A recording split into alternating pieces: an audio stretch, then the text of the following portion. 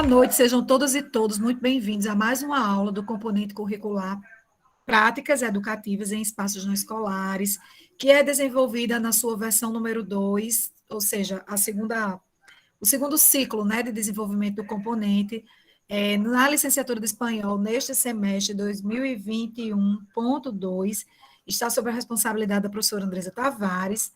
Eu já deixei aqui muito claro que eu adoro ser professora desse componente, porque desde antes dele se tornar lei, em 2006, o não escolar ser lugar de professor, que eu entrei no curso de pedagogia em 1999, e eu já entendia que o professor era o dono do universo.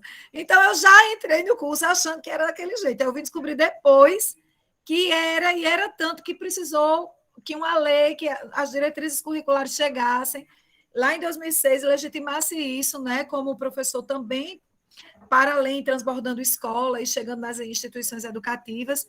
E a partir de 2006 para cá, isso que eu já acreditava desde muito tempo, já tinha essa percepção para mim muito clara, se tornou ainda mais evidente, né?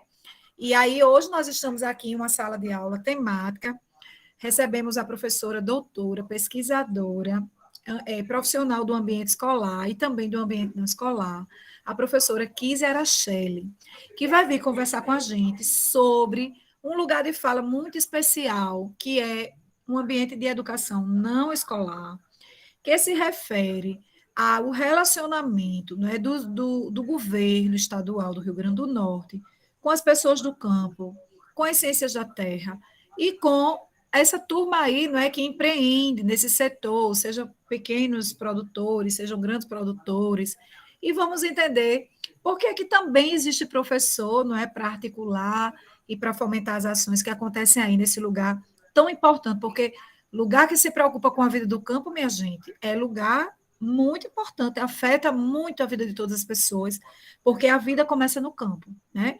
Essa história de vida urbana é uma coisa nova, invenção nova, recente, e a gente não sabe quanto tempo o universo vai durar com os quadros de urbanismo, de urbanização. A gente sabia que era infinito enquanto fosse a vida do campo, mas com essa urbanização, parece que vem aí problemas tão sérios, né? Que pensar nesse professor relacionado a essas preocupações é algo muito sensato e necessário nos dias de hoje. Vamos fazer da mesma forma, a professora Kis vai ter aí 45 minutos, uma hora, ela vai ficar à vontade, meia hora, fique à vontade, Kis, para falar para a gente sobre aquilo que você sinaliza importante. Também fique à vontade para começar se reapresentando, né? Falando da sua experiência na especialização no IF. Ela também é nossa colega do IF, professora do campus de Canguaretama, e trabalha com esse componente também, né, em nível lato sensu, foi da licenciatura, acredito que na licenciatura ela também tateou esse componente, ela vai se apresentar para a gente, vai conversar, e ao final a gente abre aqui a plateia, para que todas e todos possam também proceder com algumas perguntinhas, né, para que a gente deixe a aula ainda mais problematizadora, tá bom? Professora Kise, muito obrigada por sua presença mais uma vez, e a partir de agora, a palavra é sua. Ah, que alegria, que satisfação. Noite simbólica, né? 18 de novembro de 2021, estar com vocês. Assim como as constelações, que são incontáveis as estrelas, eu fico considerando que cada encontro desse, ou reencontro, não é? A gente vai se ampliando e construindo constelações. E eu espero que essa que a gente vai construindo essa noite seja profícua, daí que gere muita alegria e felicidade para a gente. Afinal, a felicidade não é um estado, né? Ela é um sentir e ela é uma definição de nós.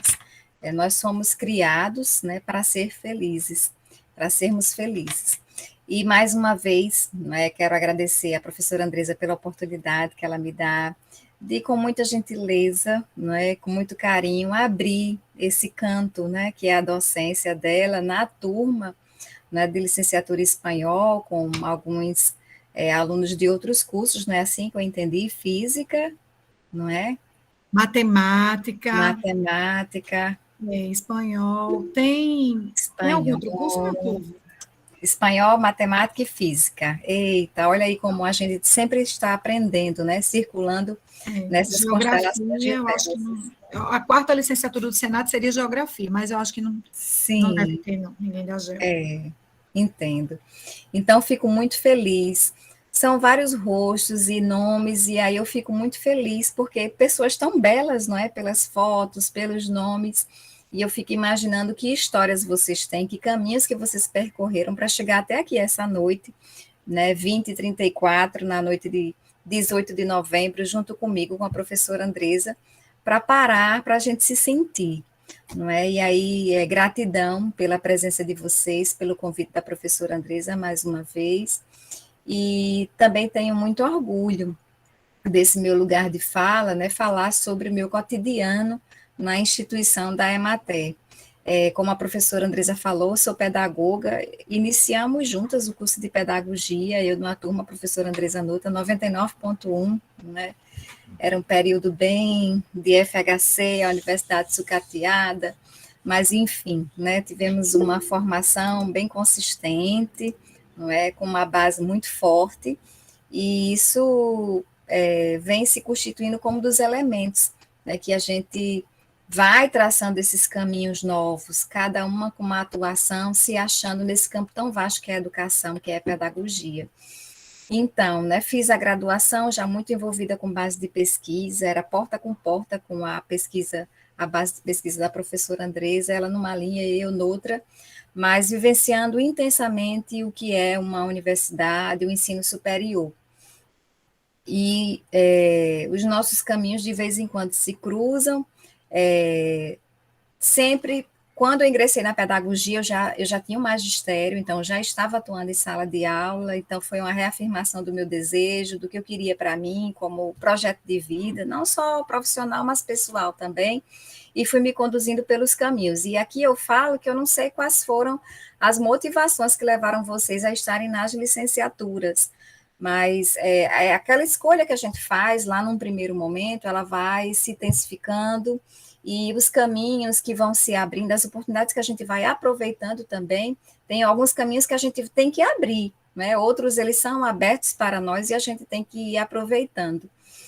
Então, depois que saí do curso, né, já assim, com uma experiência na iniciação científica, passei no concurso, né, da Prefeitura Municipal de Natal e fui atuar no ensino fundamental, mas sem largar, sem me desvincular da iniciação científica, da pesquisa. Fui trabalhar também com a extensão, e nesse decurso abriu-se uma oportunidade de uma atuação bem distinta, que é num espaço não escolar. Em 2005, né, eu conheci, assim, dentro de uma escola, numa conversa, numa roda de sala dos professores, tomando um café, e aí uma colega me apresentou a notícia do edital da Emater e tinha vaga para pedagoga. E eu conheci, assim, longe, né, algumas pessoas conhecidas dos meus pais que trabalhavam na instituição, mas nunca soube, assim, de fato, até então, o que era a instituição.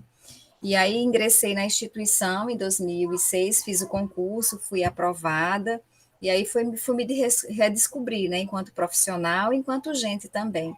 E foi uma descoberta interessante, então já fazem 15 anos que eu estou na instituição, mas nesse paralelo, né, com a educação escolar também, com a pesquisa, sem deixar de lado também, não é, essa formação e atuação em espaço escolar. Então, nesse intercambiar de ações, venho me constituindo profissionalmente, né, e também enquanto pessoa. Eu trouxe aqui uns slides mais para mostrar à professora Andresa fotos, registro de atividades que realizamos, porque Sim. as imagens, né, falam por si só.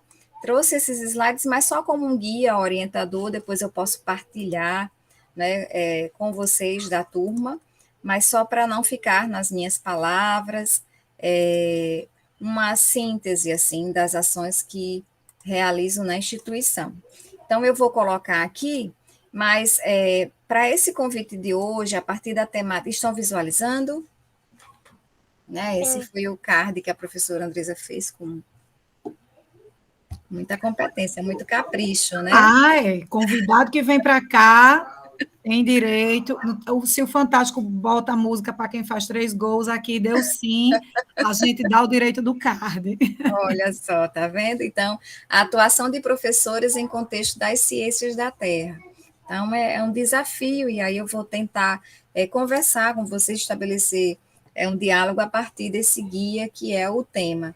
E eu parto do Só pressuposto, um minutinho, meu amor. sim, Pessoal, vocês estão vendo direitinho essa tela? Porque o que eu estou vendo é novamente a turma espelhada. ah, é? É.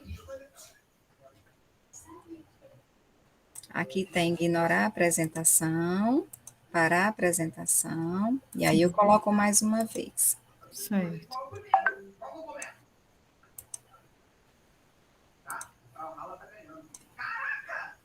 Agora estão vendo?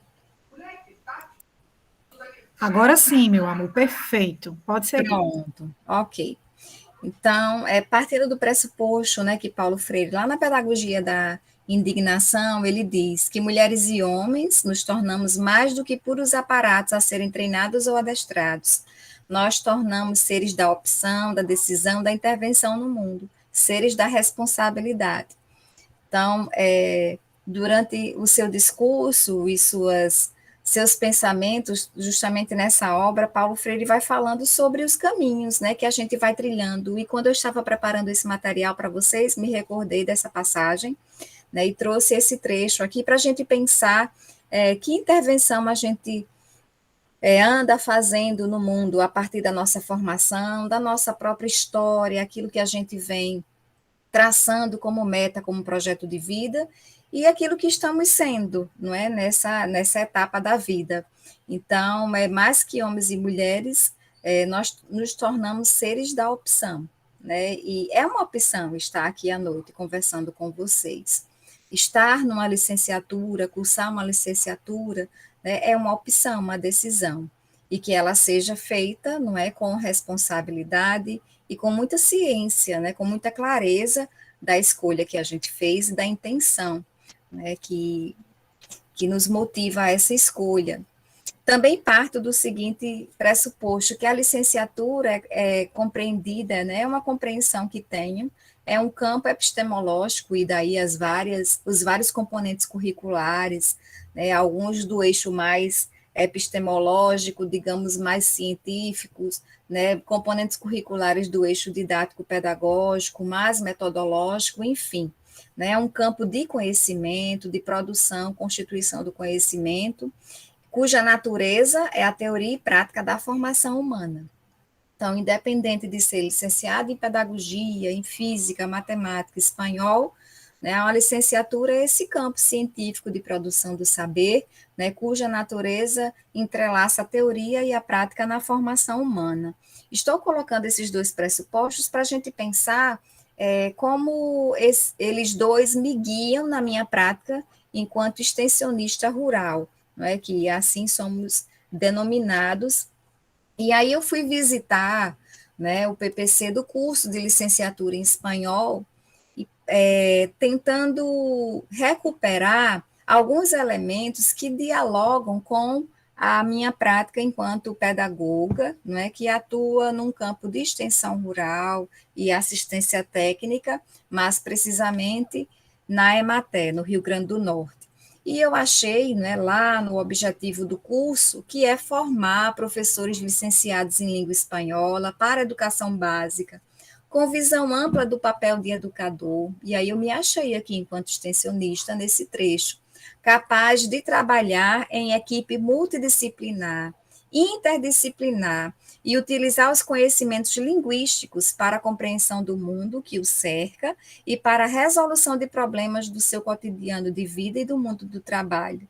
Então, é um olhar, não é uma perspectiva que se lança para o licenciado em espanhol, e a gente pode também conceber que essa perspectiva também pode ser encontrada na formação em outras licenciaturas. E vocês vão ver que isso posto no PPC do curso se alinha muito, né, evidentemente, na prática também de um licenciado que atua, né, intercambiado com as ciências da Terra, como é o tema desse nosso momento de hoje.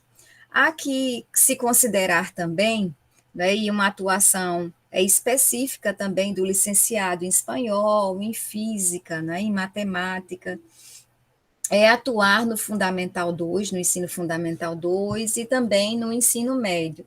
E aí vale lembrar que o número de matrículas no ensino médio vem aumentando. Aliás, o número de matrículas, né, em toda a educação básica, ele vem aumentando nos últimos 15 anos, fruto de políticas, não é, de expansão dessas matrículas. Assim também, né, como o ensino superior, e aqui no estado nós somos testemunhas da interiorização massiva do ensino superior. A gente fica muito feliz. Inclusive, em se tratando de um estado tão pequeno como o nosso, né, um dos menores da unidade uma das menores unidades da federação, para quem conhece o interior do estado, não só Medeia, aqui a região metropolitana, sabe que apesar do tamaninho que é o Rio Grande do Norte, há uma diversidade cultural, não só nos aspectos ambientais, de ecossistemas, mas também da cultura, dos traços, da religiosidade, de comportamentos, de moda, enfim. Nós somos bem diversos, apesar de sermos pequenos, né, em relação à extensão territorial. Então, já tendo em vista que o compromisso, né, desse licenciando está atuando em equipes multidisciplinares, interdisciplinares, e com esse compromisso também de formar cidadãos, como a gente leu, né, um trechinho da ementa lá do curso, nós podemos perceber que é um compromisso nosso de ser licenciado, né? É produzir uma aprendizagem significativa e uma aprendizagem profissional, faltou um O aqui, ao longo da vida. Então, é importante porque a gente já tem em mente, né, como foco, o público que nós vamos atender, né, os alunos, os estudantes que vamos alcançar, as vidas, né, que vão ser tocadas pelo nosso fazer profissional. E quando eu estava, né, colocando justamente esses aspectos para a gente rememorar, e eu penso que vocês sabem disso ao longo do curso, discuti isso em vários momentos, eu me recordei de uma frase de Leonardo Boff, que diz assim: a cabeça pensa onde os pés pisam. Né? Então, é necessário e urgente sempre que nós consigamos organizar em nossas práticas pedagógicas, didáticas, ações, posturas, tanto do ponto de vista epistemológico quanto prático, uma educação que ela leve em conta em que contexto nós atuamos. Então, se a gente pensa que nós vamos trabalhar, né, licenciados aqui em Física, Matemática e Espanhol, com os estudantes do Ensino Fundamental 2, ou precisamente os alunos do ensino médio, e com essa diversidade que eu falei que o Rio Grande do Norte tem, é pensar que população é essa, de onde vêm esses estudantes. Nós mesmos aqui que estamos em tela nesse momento, eu penso que somos cerca de 20 pessoas aqui nessa noite, de onde viemos, quais são os municípios, de que região do estado, nós temos laços, né? Não só em relação a locais de nascimento, mas locais de relações. Quais são os municípios dos maiores, os de médio porte, os menores que nós conhecemos, temos relação, que já atuamos em alguma parte de nossa vida, que estamos atuando, não é agora, né, mais recentemente. Então, conduzindo aí esses pressupostos e esses aspectos, agora eu vou falar da minha ação, né, dentro do Instituto de Assistência Técnica e Extensão Rural do Rio Grande do Norte, cujo nome fantasia é EMATE. Vou passar rapidamente para vocês entenderem a história da instituição em contexto nacional. Com a expansão dos empreendimentos agrícolas, né, desde o século XVIII, né, o século XIX aqui no Brasil e no mundo, né, quando houve uma maior preocupação em relação à produção de alimentos aqui no Brasil, desde a época do Império, né, surgiram leis, decretos que organizavam essa produção de alimentos. O Brasil, ele nasceu, não precisa dizer, não é? eminentemente agrícola, não é eminentemente rural, como a gente diz hoje, né, desde a época, né, da invasão e não do descobrimento, enfim. Mas eu pontuo aqui como marco o ano de 1942, que foi quando surgiu, né, do ponto institucional, uma entidade brasileira que fosse preocupada em financiar esses empreendimentos, como a professora Andresa falou há poucos instantes. Então, em 1948, lá em Minas Gerais, e aí por que em Minas Gerais? Né? A gente sabe que circula a política do café com leite, não é? E aí outras questões também de uma ação política muito forte, partidária lá, onde os donos, empresários do ramo do café também, e da bacia leiteira ali, que move o Sudeste e Centro-Oeste, girava em torno também da política partidária. Então, nasce aí essa associação que é para financiar e dar assistência técnica a esses produtores rurais, como era chamado nessa época. Em 54 surge a Agência Nacional de Crédito, né, no Ceará, Pernambuco, Bahia, então a gente já vê aí o Nordeste como foco, né, principalmente com a bacia leiteira, né, ali no semiárido, como uma atividade que gerasse desenvolvimento, né, para o nosso sertão nordestino. A Ascar surge aqui no Rio Grande do Norte, é chamada de ANCAR, e aí a ANCAR começa precisamente nos municípios de Santa Cruz e São Paulo do Potengi. Até hoje nós temos os prédios dessa época da ANCAR. Em 56 surge uma associação brasileira, então vira uma associação brasileira desse crédito, que coordenava as ações via Estado. Depois, a Embrater surge, não é, como outras instituições também, a nível financiadas pelo governo federal, mas eu dou um salto aqui, né, porque esse não é o nosso foco, na década de 90, né, no governo Collor, essa empresa brasileira de assistência técnica e extensão rural, ela é extinta, assim como outras entidades também, não é, no governo Collor, são extintas.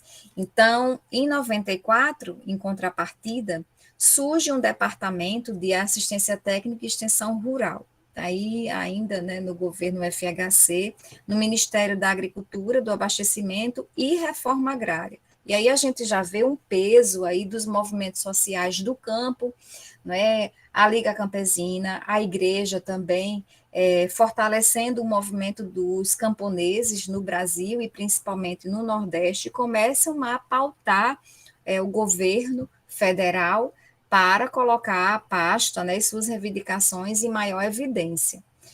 Em 99 surge o Ministério do Desenvolvimento Agrário, extinto agora no governo Temer, um retrocesso muito grande, mas com as atribuições, e aí há uma divisão muito nítida em relação à preocupação com os povos do campo, com as populações do campo. É como nós vemos hoje no estado do Rio Grande do Norte, só para vocês entenderem que talvez seja motivo de curiosidade e algumas pessoas não entendam quando a gente vê as notícias na mídia.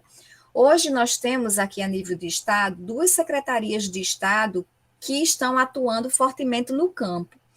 Mas falar em campo, e é uma discussão que eu faço com mais densidade na minha tese, né, do doutorado, há vários campos, né, ao campo da praia, ao campo do sertão, ao campo aqui da faixa mais agrestana, né, desse litoral sul, né, ao campo lá do Alto Oeste, o campo de Mossoró, aqui da Costa Branca. Então são campos, mas com distinções assim muito pertinentes, não só nos aspectos físicos e ambientais, mas também socioculturais. Então, enfim, hoje nós temos 2 secretarias de Estado que atuam fortemente no campo, mas eles privilegiam campos distintos. Nós temos hoje a Secretaria de Estado de Desenvolvimento Rural, que é a SEDRAF, né, da qual a Emater é vinculada como autarquia, e temos a Secretaria de Agricultura e Pesca, que é a SAP, que também atua no campo, mas o público não é o mesmo, né, não são públicos atendidos. Há quem denomine, né, de uma forma assim mais geral, que A CEDRAF, ela cuida dos agricultores familiares, né, do pequeno produtor, que é uma nomenclatura que a gente já deixou, não só, né, por questões vocabulares, mas de compreensão também, conceituais, né, e, a Secretaria de Agricultura e Pesca, que cuida mais, assim, da agricultura de exportação, né, dos grandes produtores, como alguém diria, né, dos latifúndios, enfim, há essa distinção. Então, aqui também na década de 90, havia essa distinção, né, a nível de governo federal. Em 2003, é lançado no Brasil, então, como a gente, né, é atrasado e a gente se demora enquanto país a amadurecer determinadas questões. Só em 2003 é que a gente tem pela primeira vez uma política nacional de assistência técnica e extensão rural. Em 2013, né, 10 anos depois, é criada a Agência Nacional, que hoje é quem regula nossas ações aqui no Estado, na Emater, e que fomenta muitas ações através de projetos, programas, convênios, não vou falar de todos eles, mas eu coloquei aqui como um momento histórico bem importante para nós. Em 2016 ocorre a segunda Conferência Nacional, que é quando a gente pauta mesmo a nossa preocupação e o compromisso, né, sobre os nossos serviços, a agroecologia, que é essa preocupação com o alimento seguro, com o alimento saudável, mas também em sua produção, respeitando aí o meio ambiente e essa transição que a gente vem passando. Então, coloco como esses antecedentes históricos, só para vocês entenderem agora como nós administrativamente estamos organizados, né, no Estado. Assim como a educação tem as diretorias regionais, as DIRECs, né, a Emater também tem suas regionais. Então, somos 10 regionais, eu atuo nessa regional aqui de São José do Mipibu, né, abrange 26 municípios, e o nosso escritório central fica no Centro Administrativo Estadual de Natal. Né, nós temos no estado 156 escritórios, né, nossos prédios, boa parte deles são próprios, então nós temos abrangência em todo o estado. Essa é a minha unidade regional, mais especificamente, os 26 municípios são divididos em núcleos, então dentro do meu regional, né, vou falar assim, nós temos 3 núcleos de ação, e aí com blocos de municípios bem distintos, né, em relação às características, às cadeias produtivas, né, enfim, até o perfil de agricultor familiar que a gente atende. O nosso foco, então, né, como é Emater, existem outras instituições que atuam também no campo, né, com competências ambivalentes. Nós temos o Senar, nós temos alguns projetos do SEBRAE, tem o Banco do Nordeste com alguns projetos, o Banco do Brasil, nós temos o INCRA, né, enfim, e uma infinidade de ONGs, cooperativas e associações que também prestam assistência técnica. Dependendo do tamanho do município, da envergadura, existem alguns sindicatos dos trabalhadores rurais que também prestam assistência técnica, né, com assistência contratada, né, com parceria público-privado, enfim. Mas eu coloquei aqui, só para vocês terem uma ideia do que é que a gente chama na Emater, e é o público que eu trabalho diretamente, que é o agricultor familiar. O agricultor familiar é uma categoria que está posta na lei de 2006, né, do extinto MDA, e que diz quem é o perfil do agricultor familiar. Então, o agricultor familiar, né, a partir da lei de 2006, não é só o agricultor, é o pescador, é o extrativista, né? E quem realiza isso também em populações ribeirinhas, assentados de barragem, remanescentes de quilombolas, remanescentes indígenas, né? Populações, povos itinerantes. Então, são essas pessoas que estão no campo que devem ser e são atendidas por nós. Mas, como características gerais, né, embora essa legislação ela flutue muito nos últimos anos, né, nós compreendemos que algo permanece, né, algumas características elas permanecem nesse enquadramento, digamos assim, do que vem a ser agricultura familiar.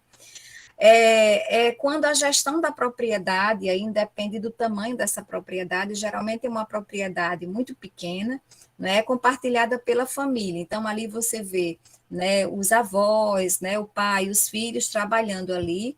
A atividade agropecuária é a principal fonte de renda, né, geradora, mas o campo ele também vem mudando. Então, hoje nós encontramos muitos aposentados, pessoas com carteira assinada, professores, né, existe hoje muitos professores que moram no campo, enfim, né, pessoas que trabalham com carteira assinada, pessoas que trabalham como doméstica, né, dando assistência aos serviços domésticos, né, das pessoas que moram no entorno da região metropolitana ou dos núcleos metropolitanos que temos no estado, os prestadores de serviço, enfim, né, o campo vem mudando muito, e mais o que a gente considera como agricultor familiar são aquelas famílias, aquele núcleo familiar, onde a atividade agropecuária é a principal fonte geradora de renda. Há uma diversidade produtiva muito grande e essa família não trabalha só para a subsistência, não é? É para a comercialização dos seus produtos no mercado local. E dependendo do nível de organização e de produção dessa família, ela pode alargar essa produção e comercialização, né, se estendendo a mercados, a restaurantes também, acontece também. O tamanho da propriedade, geralmente, é uma propriedade que não é tão grande. Infelizmente, hoje, no estado, e é uma característica bem peculiar do Rio Grande do Norte, nosso estado é muito pequeno e muito lotado, não é? É muito, digamos, o estado do latifúndio. Nós vemos, percebemos grandes terras, né, em poder de poucas pessoas. E quando a gente vê um agricultor que faz uso da terra, geralmente é numa relação, né, de meieiro, como a gente chama, né, em que parte da produção é deixado uma seção daquele terreno, uma parte daquele terreno ele usa para a produção e para a reprodução da sua família, e ele deve uma parte daquela produção para o dono da terra. Então, existem várias relações de uso da terra, mas a predominante no nosso estado, é essa relação. Infelizmente, nem todos os agricultores familiares possuem sua terra própria, não é?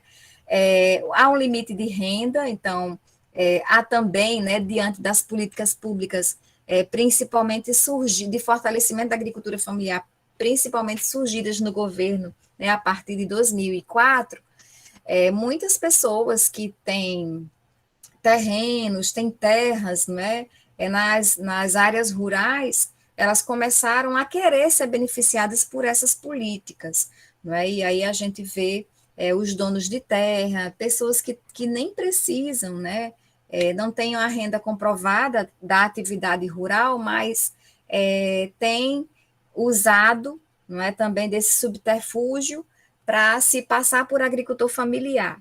Mas uma das contestações e o filtro que a gente faz é o limite da renda. Então, a renda também nos facilita enquadrar, digamos assim, se essa pessoa, se essa família pertence à agricultura familiar.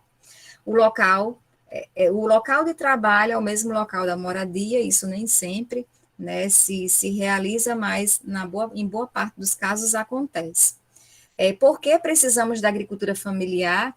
Né? Eu penso que todos nós, minimamente hoje, nos alimentamos 3 vezes. A gente tem visto nas redes sociais que isso tem sido um luxo, né? Nos dias atuais, com a fome assolando o mundo e o Brasil, ter minimamente 3 refeições por dia é um luxo.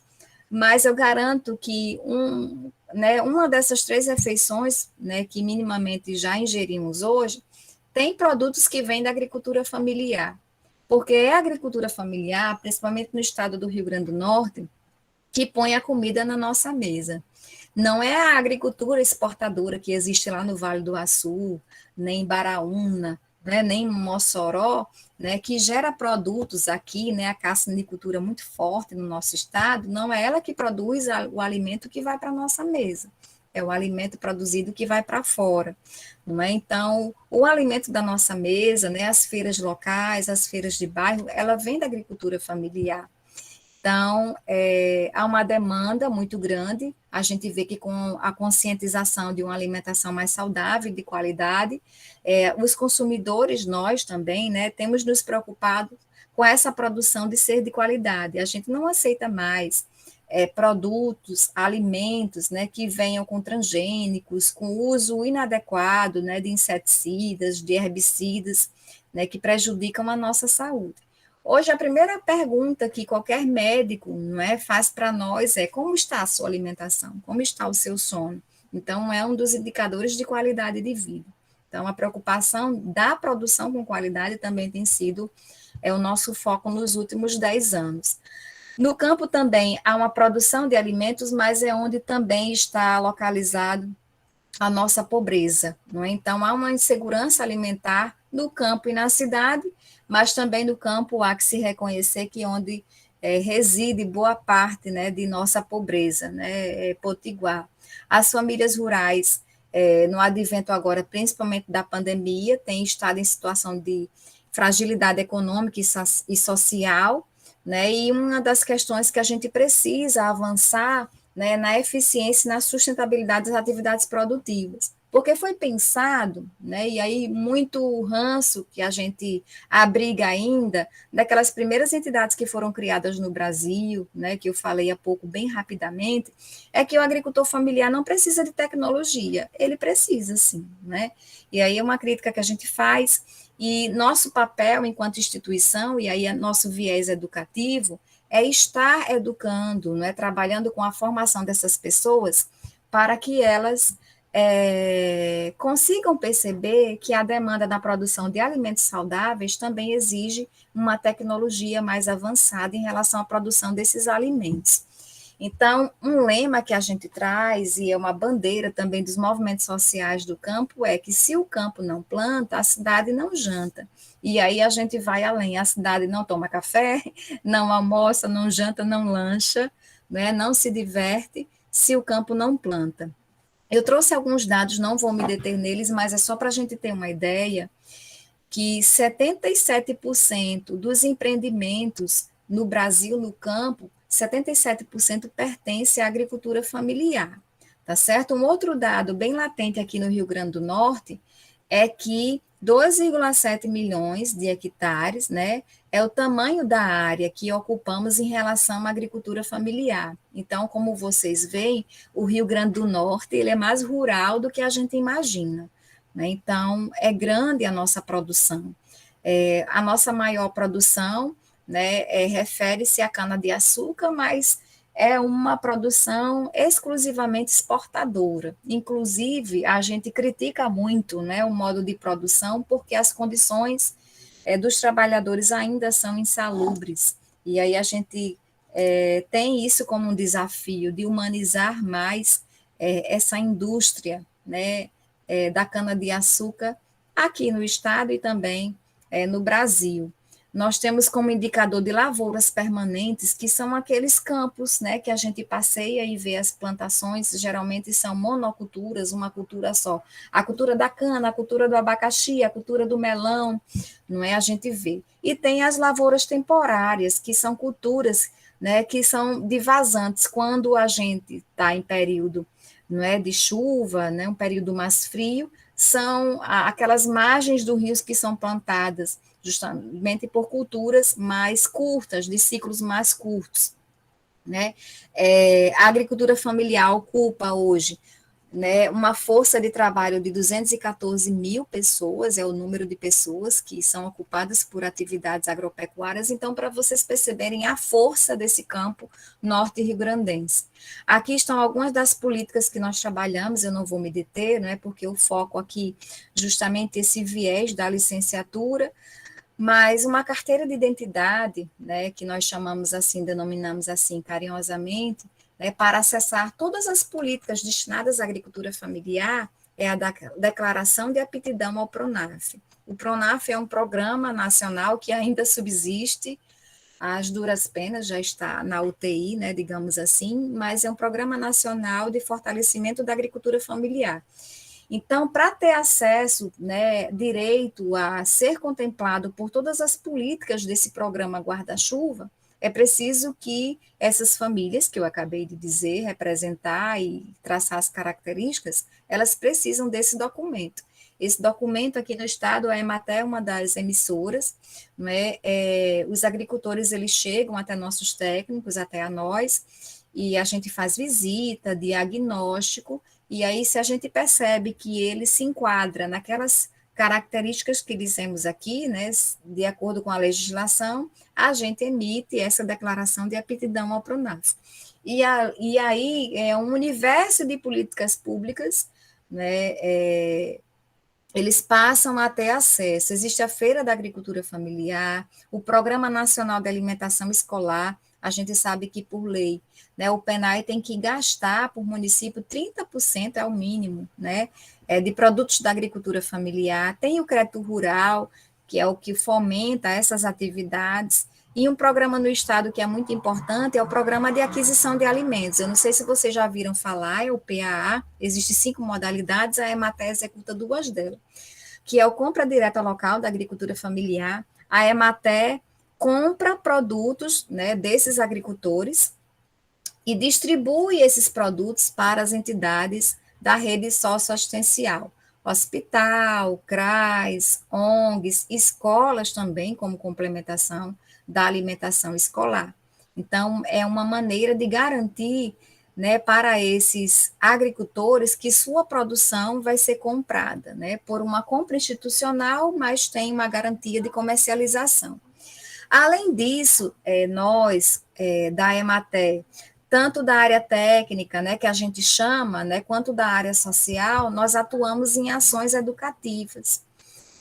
Aqui eu trouxe fotos de uma ação que realizamos agora o mês passado, com o Outubro Rosa, só com mulheres agricultoras, realizamos essa ação. Aqui na frente está as colegas que trabalham comigo. Então, na Emater, nós somos divididos em 2 blocos, né, no campo profissional. Tem a área técnica, né, que representada pelos colegas que têm diploma, formação, experiência em ciências da terra, que é agronomia, né? Eu trabalho com agrônomos, técnicos agrícolas, engenheiros de pesca, engenheiros florestais, médicos veterinários, zootecnistas. E na área social, que é a área que eu atuo, nós temos assistente social, pedagogo, nutricionista, como está aqui nessa foto, não é? Sociólogo também, psicólogo. Então, esses são os 2 blocos de profissionais, né, que atuamos na Emater. Aqui tem a área social, aqui é o registro de um dos nossos encontros, aqui temos nessa foto assistentes sociais, pedagogas e nutricionistas. Uma das ações, né, que realizamos já no campo mais educativo são com as escolas também. E pensem bem, se o nosso Rio Grande do Norte, né, a gente viu que ele é expressivamente agrícola ainda, né, mais rural do que se imagina, é uma expressão, né, cunhada por um dos autores estudiosos, né, sobre esse campo, esse rural. As nossas escolas também estão localizadas, boa parte delas, nessas áreas rurais. Então, são escolas, como a gente denomina, do campo, e os alunos que atendemos são alunos que vêm dessa realidade, boa parte dessas escolas. Então, em determinados momentos, em determinados períodos, nós temos uma atuação muito forte, né, com esses alunos que também são esses filhos dos agricultores, e muitos desses alunos, né, desde a mais tenra idade até o ensino médio, eles também são envolvidos nessas atividades agropecuárias. Então, como é importante quando a escola faz esse diálogo com esse chão, não é, com esse contexto.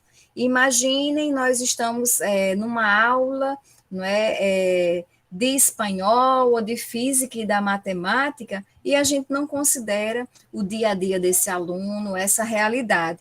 Aqui, especificamente nessas fotos, são alunos da comunidade indígena do Catu, né, que é uma comunidade de remanescente indígena que fica ali na divisão entre Goianinha e Canguaretama. Aqui nós temos o grupo de professores, secretários de agricultura e colegas da Emater nessa ação. Aqui é uma colega da prefeitura, né, de Canguaretama, que está apresentando o nosso projeto de agricultura familiar, né, de feira da agricultura familiar. Aqui, nessas fotos, é uma ação mais recente, né, que aconteceu do Novembro Azul.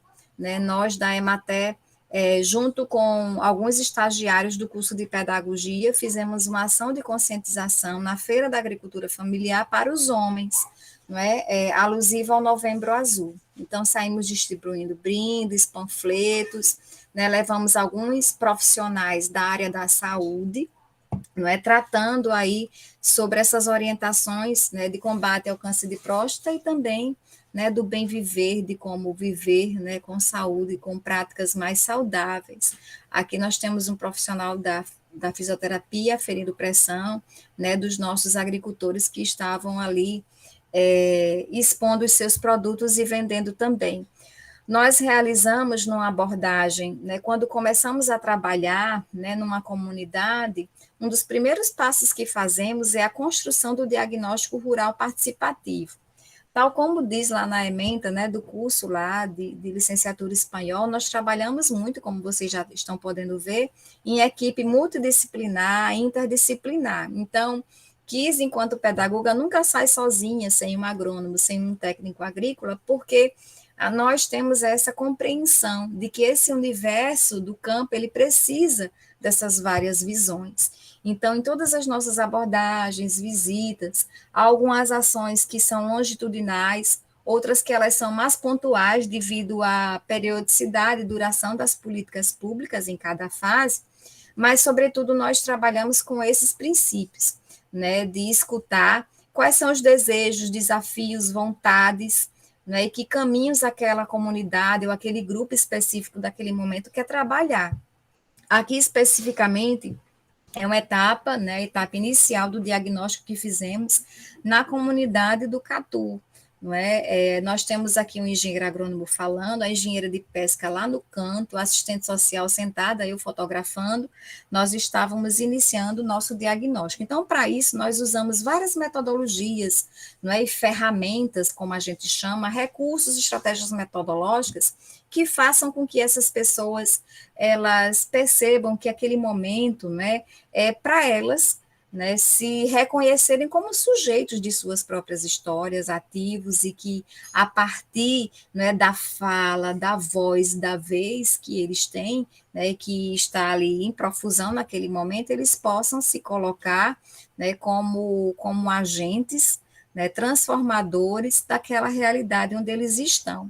Então, aqui está uma fofa, não é? Aqui eu trago um trecho do projeto de lei da Câmara, que foi aprovado em 2013, que diz o que é esse serviço de até, né, que é a elevação da produção, da produtividade, da qualidade dos produtos e serviços rurais, mas, sobretudo, para a melhoria das condições de renda, da qualidade de vida e da promoção social.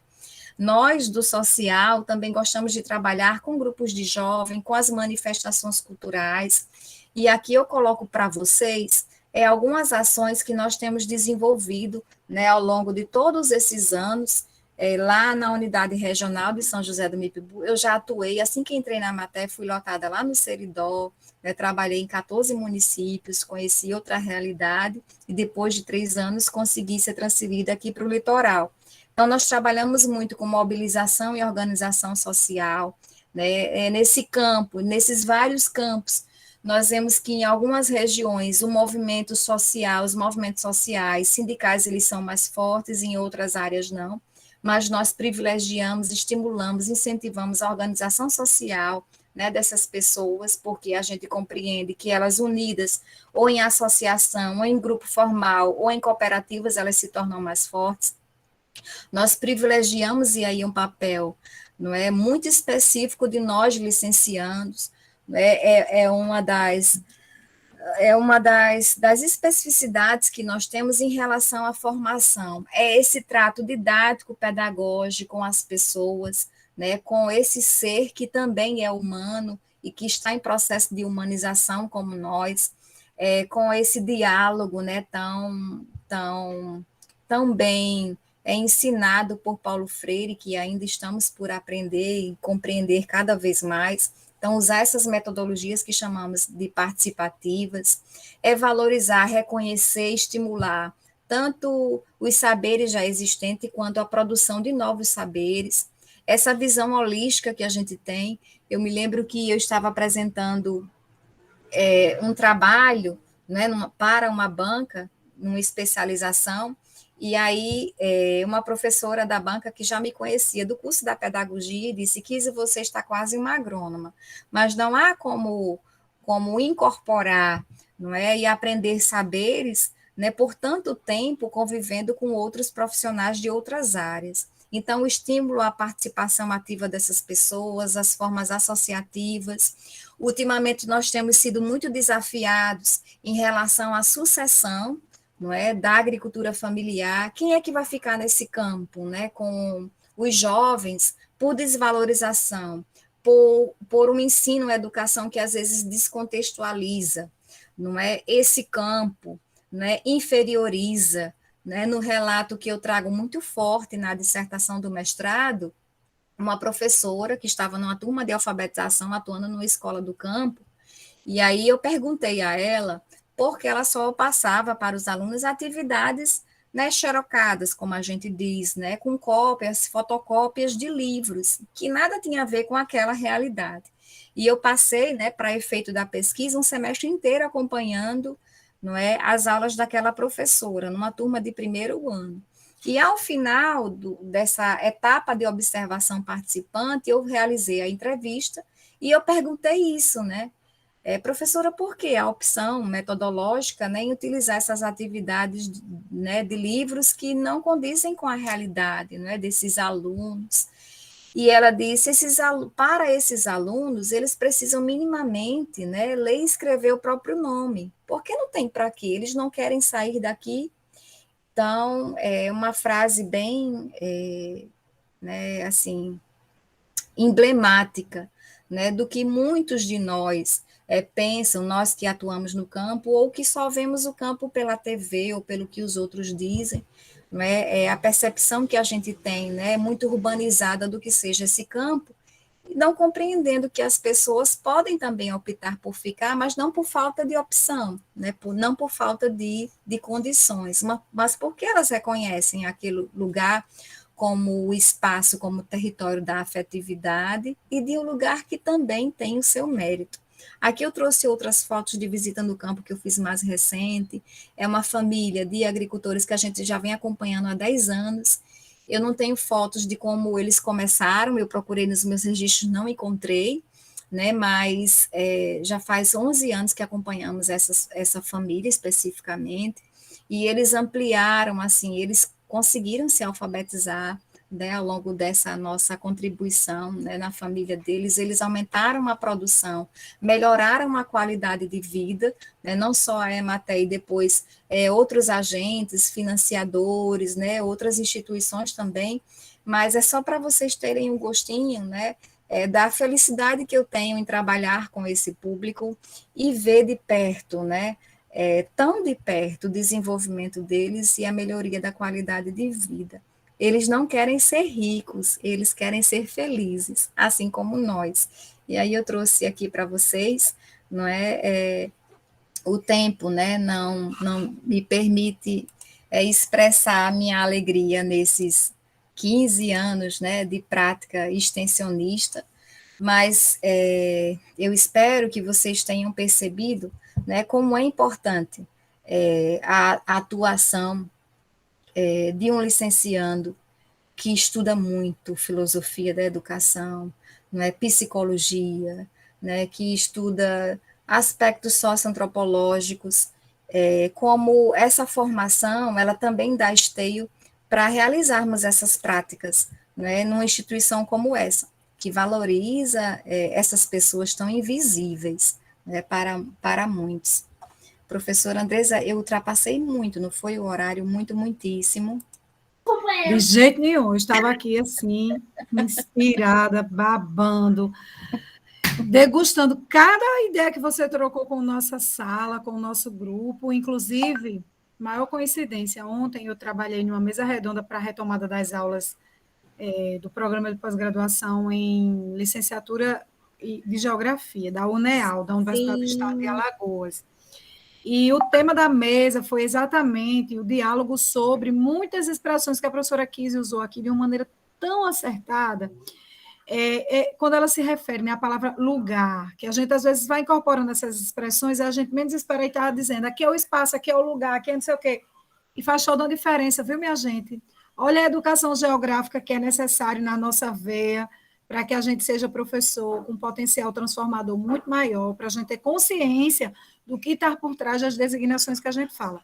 Quando a professora quis disse assim, olhe, esses jovens aí, por último, né, dessa foto, por último, que são filhos de agricultores que querem dar continuidade à vida do campo, eles assumem o seu lugar. E, de fato, o nome é lugar mesmo, porque lugar, todas as vezes que a gente quiser se dirigir a um ambiente, que a gente queira dizer que ali existe sentimento de pertencimento, de identidade, que tem uma carga emocional envolvida com a relação daquele espaço, a gente usa a expressão lugar, né? Da mesma forma, quando a gente quer se reportar a um ambiente em que a gente quer destacar as relações de poder, então a gente já não vai dizer lugar, a gente já vai dizer território, né?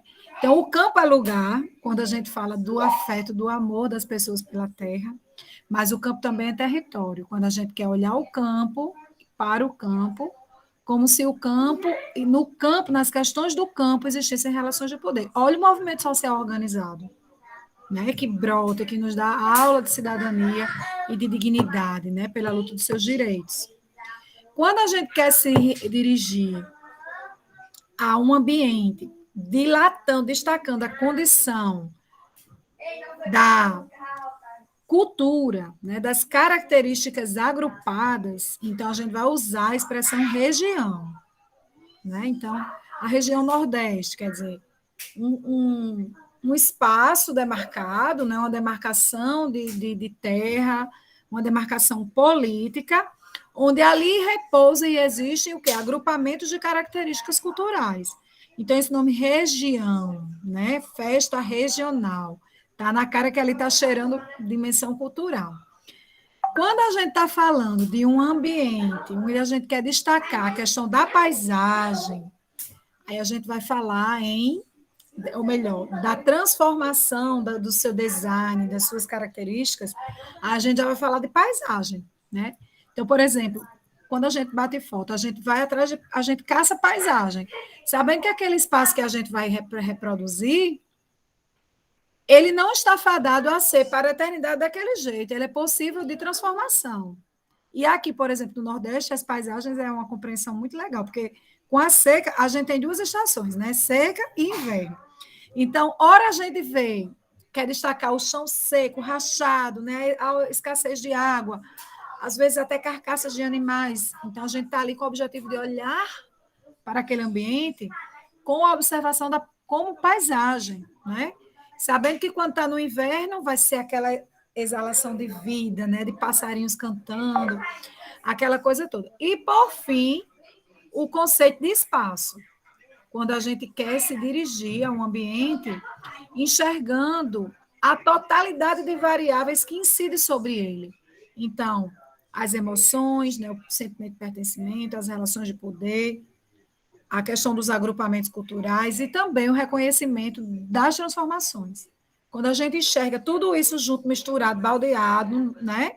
Então, a gente chama aquele ambiente de espaço. Tinha nada a ver, professor André, ter parado aqui para falar disso, e ao mesmo tempo tem tudo a ver, né?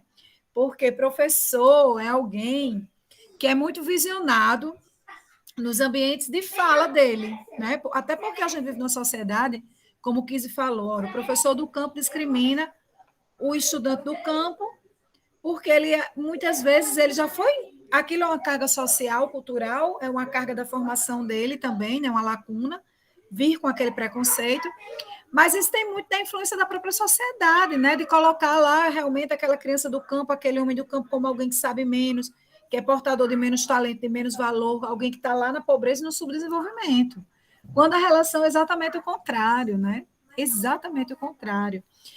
E é preciso redimensionar essa visão. Nós, professores, sofremos muito com essa representação social preconceituosa também, que muitas vezes as pessoas dizem assim, não quer ser ninguém na vida, vai fazer um curso de licenciatura, né? E isso também porque muitas vezes a gente não leva tão a sério a nossa formação e sai falando de qualquer forma. Aí eu sempre, quando eu me vejo, sabe, que provocada a trazer aqui um pouquinho desses diálogos sobre essas designações, que a gente usa demais no nosso cotidiano, eu sempre debulho esse feijão na minha sala, né? E hoje, com a fala tão rica de Kise, que ela parece mesmo uma agrônoma falando, mas também parece uma socióloga falando, pedagoga, já nasceu pedagoga, sempre foi destaque absoluto na turma, nas bases de pesquisa, nas comunicações orais dos eventos, com esse jeitinho dela tão intenso e ao mesmo tempo suave, criativo de falar, que emociona, que arrepia, não é? E hoje, na exposição dela, a gente sentiu essa necessidade, né, de trazer aqui essa reflexão sobre essas palavrinhas. Eu estou falando, acho que vocês estão ouvindo, é o barulho aqui da minha meninada, né? À noite eles ficam elétricos, viu, Kizzy? Elétricos. Eu espero que aí na sua casa já estejam de paz e amor, de boa, deitadinho na cama, né? Aqui eles estão uma pilha. E eu também espero que os fofuchos aí dos estudantes, que eu sei que tem mães, que tem pais aqui, não é? Que também encontrem aí uma certa pilha mais descarregada, porque aqui no meu lar não tem nada disso. Olha, eles estão. Parece que eles tiram a quinta-feira para ser o dia que eles ficam mais energizados. Bom, eu fiz essa minha apresentação, agora eu queria que o grupo, né, tirasse alguma dúvida, compreenderam direitinho a importância da Emater para o Rio Grande do Norte, a importância desses profissionais multidisciplinares, né, interdisciplinares. Eles chegam multidisciplinar, várias áreas, e depois eles precisam se tornar interdisciplinar, trocar seus conhecimentos para fazer com que os objetivos da Emater sejam cumpridos, nesse sentido de fazer o campus se enxergar como um espaço, vamos utilizar o conceito de espaço, né, que é a totalidade, como um espaço de valor, de progresso, de prosperidade, não é? De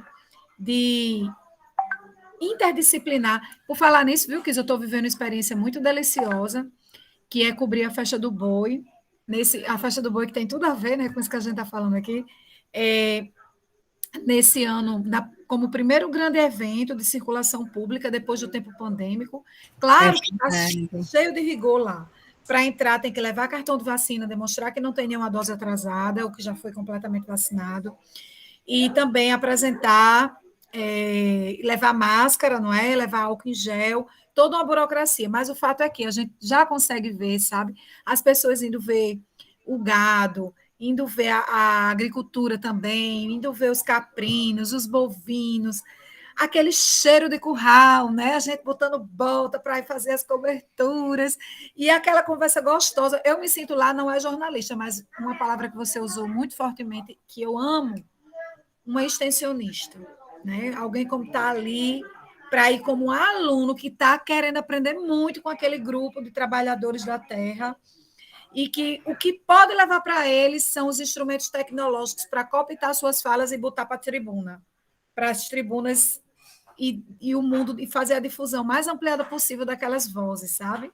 É só isso que a gente deseja. No mais, é aprender muito, e muito, muito, muito com essas pessoas. Ai, que delícia. Festa linda aquela, não é? Que festa linda. Eu devolvo aqui a palavra, tá, minha gente, para o grupo que queira falar, que queira comentar, e quis também, fique à vontade, com base nessas minhas inquietações aqui, fique à vontade também, se quiser retomar.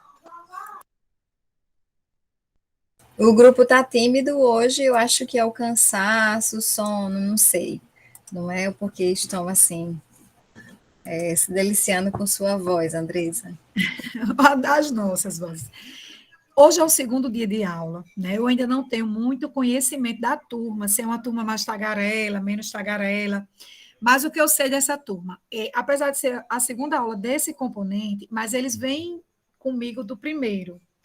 No primeiro, eu sempre trouxe pessoas de fora para falar do não escolar, né? E eles sempre se emocionaram muito comigo. Olha, teve dia, Kizzy, que a gente saiu daqui.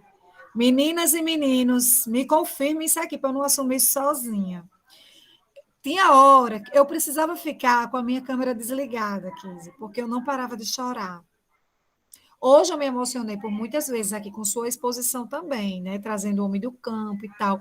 Mas a emoção era de ver tanta lindeza, né? Na singeleza, na simplicidade do homem da terra, E como é falacioso esse discurso de que o campo é atraso, o campo tem que sair do campo, tem que procurar os centros urbanos e tal.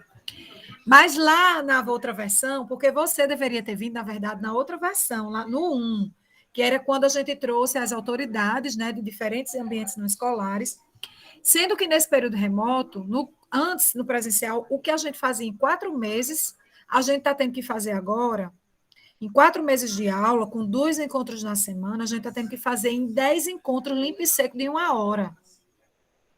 Então, veja, com 10 encontros, eu esgotei o repertório de palestrantes para trazer para eles, mas eu pedi licença, a dinâmica dessa não escolar 2, onde são eles falando. Por quê? Porque você imagina que maldade. A professora começa a disciplina na semana passada e já bota um seminário para esses inocentes se apresentarem na primeira quinta-feira, quer dizer, na segunda quinta-feira do componente. Eu achei isso uma perversidade. Então, eu disse para eles, gente, eu tenho mais 2 pessoas fabulosas para trazer para cá. Uma é Kise, o outro é o professor. Ó, já está rolando aí pergunta no chat. Vou só terminar essa explicação. O outro é o professor Otacílio. Ele trabalha na Assembleia Legislativa. E ele é professor que trabalha na Assembleia Legislativa e um gabinete de deputado estadual. E ele vai vir aqui também para falar o que é que um professor faz no gabinete de um deputado estadual. Por que um professor lá, né? Então, só recapitulando os choros. O chororô maior foi quando a gente recebeu aqui a professora que cuida, que é a coordenadora geral das classes hospitalares. Meu Deus, né? Quando a gente aprendeu que tem professor enfrentando a docência com pessoas desenganadas, que podem falecer via óbito amanhã, daqui a 1 hora, 40 minutos, que talvez aquela relação ali seja a última de ser humano com ser humano, mas que esse professor tem que estar lá, porque ali é a forma da gente se despedir daquela vida com dignidade, restaurando aquela pessoa, não é, de seus expedientes humanos, dessa jornada terrestre, onde aquela criança ou aquele adolescente, aquele jovem adulto que estaria em situação de aula regular, antes de se internar, dá uma certa condição, né, de rotina a essas vidas.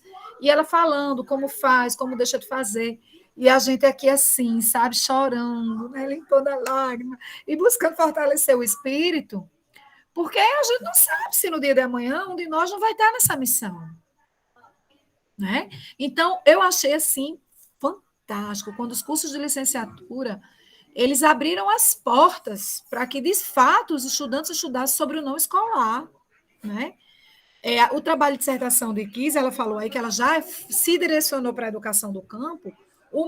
A minha tese com o professor Adin em Sociologia da Educação, foi sobre a atuação de professores nas casas de passagem, com os excluídos sociais, né? Crianças e adolescentes que não estão no poder da família porque foram abandonados, violentados, expurgados dessa relação.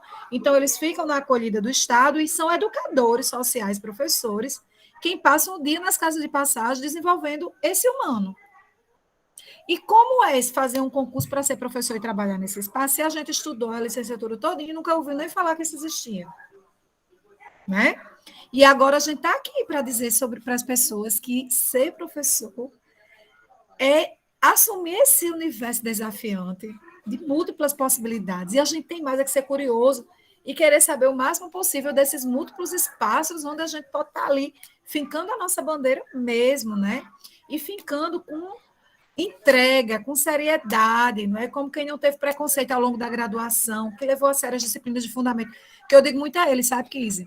Que um professor no não escolar, ele não precisa de pagar nenhuma disciplina de caráter específico. Porque quem prepara são os fundamentos da educação. Né? Quando a gente faz os fundamentos bem feitos, aí não tem erro, minha gente. A gente vai com toda a fortaleza possível para a realidade do não escolar, porque a gente sabe que ali vai ter uma existência, vai ter uma dinâmica que ela é multidisciplinar e precisa agir com interdisciplinaridade. Isso é um princípio inviolável, como a gente está vendo sempre aqui.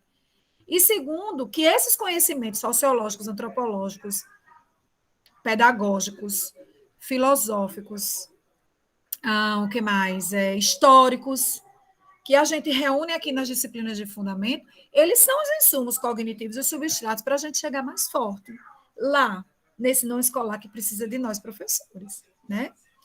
E agora eu vou ler aqui no chat, eu acho que tem já alguns comentários. Luiz Pereira da Silva pergunta: boa noite, professora Kise.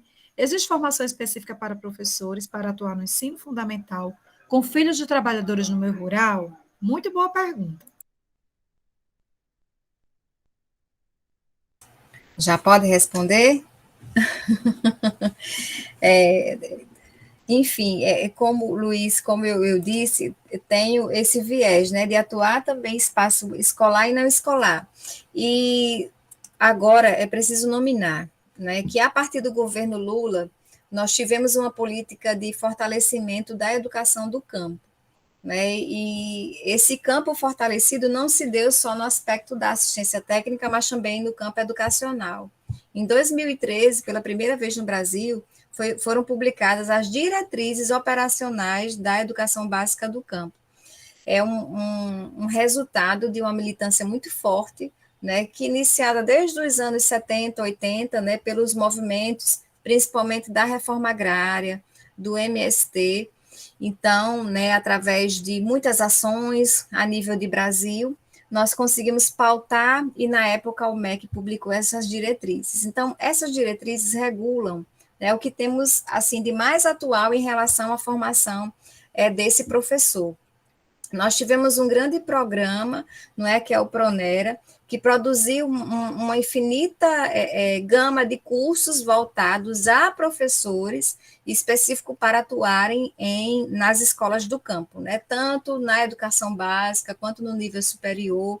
Nós temos, é claro que sem o financiamento disso, isso se perdeu, né? Vem se perdendo ao longo dessa última década, mas nós temos assim uma regulamentação para atuação. O que acontece hoje, né, que em voga nos concursos dos municípios, em processos seletivos, os professores mais bem pontuados são lotados, têm a oportunidade de serem lotados nas escolas mais centrais, né, colocadas nos espaços mais urbanos dos nossos pequenos municípios, e aqueles com uma classificação mais baixa vão sendo relocados para as escolas do campo, né, as escolas rurais, com todas as dificuldades, né, que isso tem.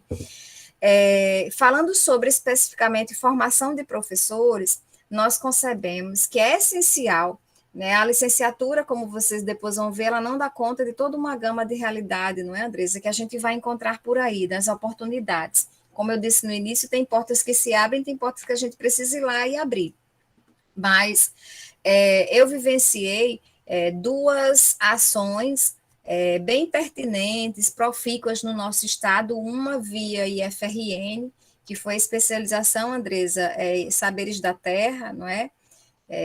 Realizada em 3 núcleos, João Câmara, Caicó e Pau dos Ferros, e eu atuei no campus de Caicó, de 2013 a 2015, num curso Lato Sensu, especialização, como eu já disse, para professores que não tinham curso superior e já atuam nas escolas do campo, precisamente nas turmas de educação de jovens e adultos, né, nas escolas do campo.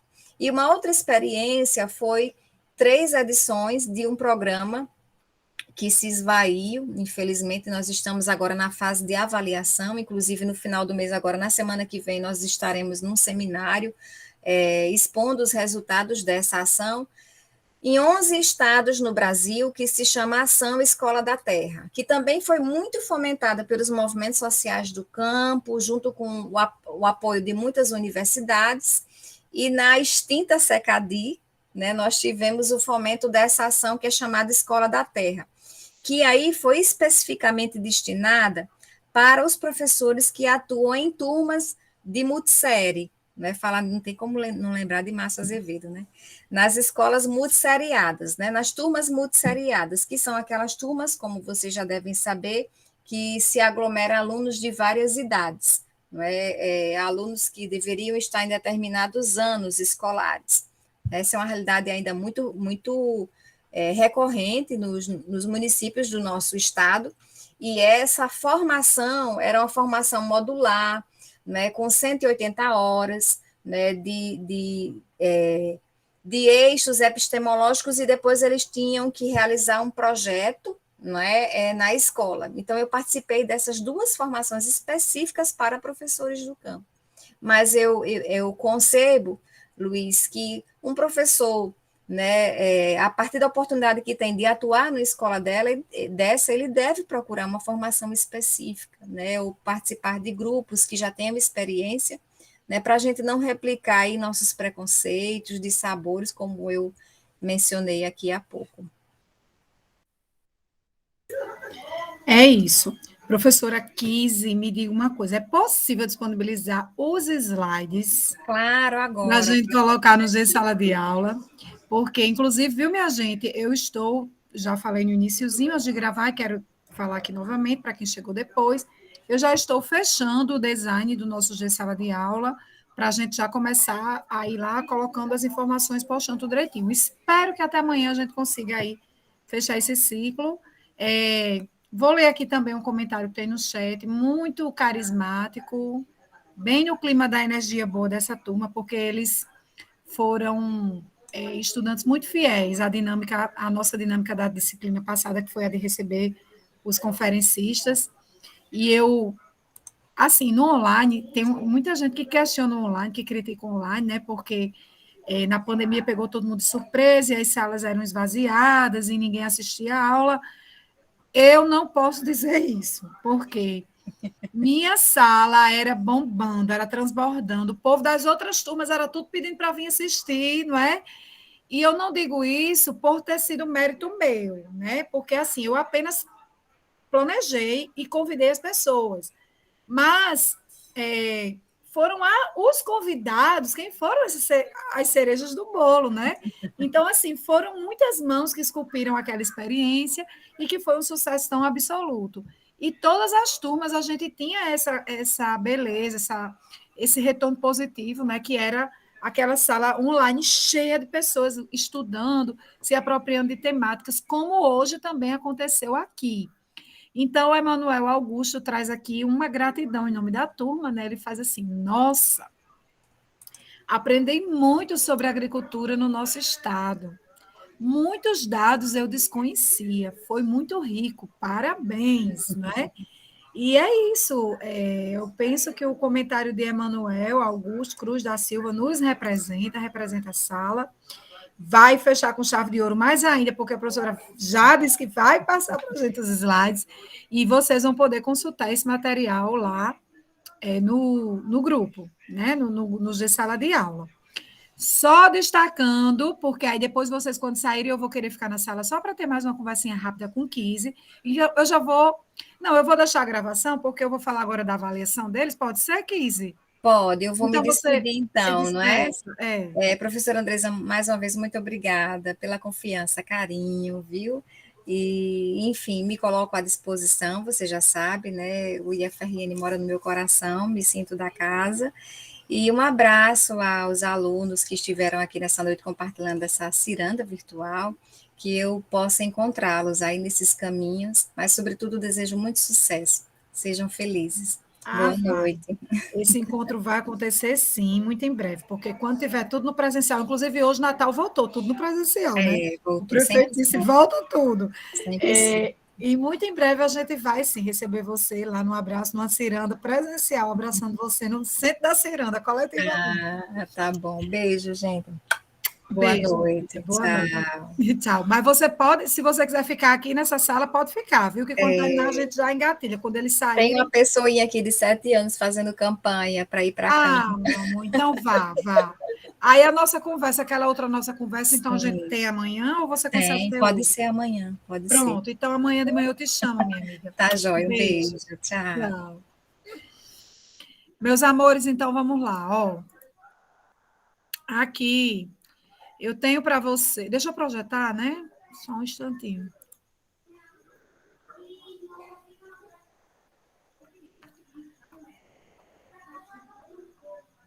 Achei.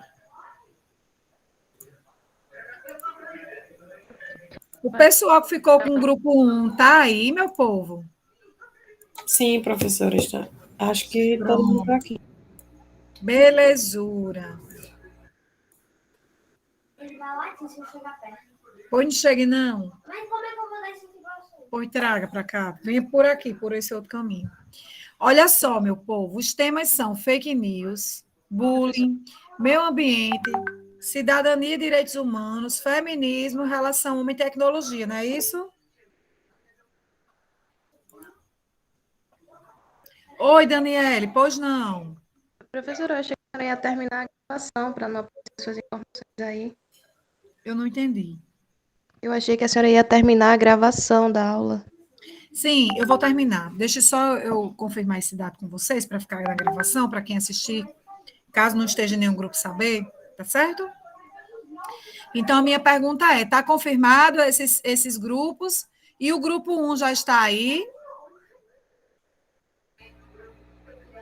Está aqui. Grupo 1 está aqui. Pronto, beleza. Nós estamos aqui, estamos combinando de fazer uma reunião para dar andamento à apresentação. Certo. Bem rapidinho. Tem alguém que está presente na sala que ainda não pertence a nenhuma dessas temáticas? Não colocou o nome aqui, fake news, bullying, meio ambiente, cidadania, feminismo, relação homem-natureza.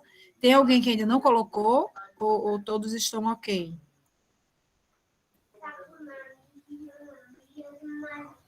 Pronto, então, estou entendendo que está todo mundo ok. Já já eu vou finalizar a gravação. Posso ficar aqui mais um pouquinho com o grupo 1, né, que é o que vai já apresentar na quinta-feira da semana que vem, mas vou lançar aqui algumas orientações gerais, né? Então, veja bem, esse seminário que vocês vão apresentar, eles são temas transversais. Eles não são propriamente um conteúdo, eles são grandes temas que têm atravessado as questões humanitárias, as questões sociais, as questões pedagógicas da sociedade, os valores humanos, né? Então, a gente vai deixar vocês para fazerem o garimpo dos dados. Vocês podem estar pesquisando fontes em filme, utilizando como fonte filme, livros da literatura científica mesmo, né? Jornais, entrevistas, aquela fonte, de preferência que seja multifontes, né? Mais de uma fonte, para que vocês estejam, inclusive, se dividindo. Somos 4 pessoas, né? Vamos trabalhar esse tema. Como é que a gente vai fazer? Nós vamos falar sobre o que encontramos na literatura, o que encontramos no cinema, nas artes visuais, os eventos, né, que estão acontecendo no mundo. Vamos trazer aqui casos que foram retratados pelo jornalismo, de vítimas, de pessoas que sofreram, né, dessas consequências que estão acontecendo. Vamos também aqui brincar um pouquinho com vocês. Vamos mostrar aqui uma paródia que foi lá publicada no Mídia Ninja, que questiona isso, que critica isso. Vamos ler uma charge, vamos ler uma tirinha aqui sobre esse tema. Fiquem à vontade. Quanto mais interativo, dinâmico, vou trazer aqui um trechinho do filme, não é? O humorista fulano de tal, como é que ele como é que a gente tem uma expressão?